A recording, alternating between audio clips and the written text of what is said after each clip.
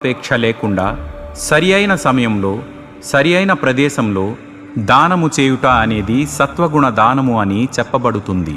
కానీ అయిష్టముగా ఇవ్వబడిన దానము, ఏదో తిరిగి వస్తుందనే ఆశతో లేదా ప్రతిఫలము ఆశించి ఇవ్వబడిన దానము రజోగుణములో ఉన్నదని చెప్పబడినది.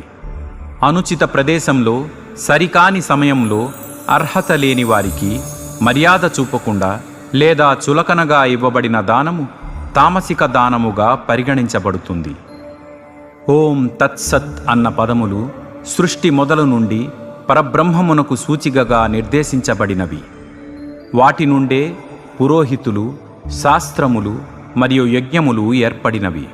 కాబట్టి యజ్ఞములు చేసేటప్పుడు, దానము చేసేటప్పుడు లేదా తపస్సులు ఆచరించటంలో వేద విధులు, వైదిక ఉపదేశాలను అనుసరిస్తూ ఎల్లప్పుడూ ఓం అనే శబ్దమును ఉచ్చరిస్తూ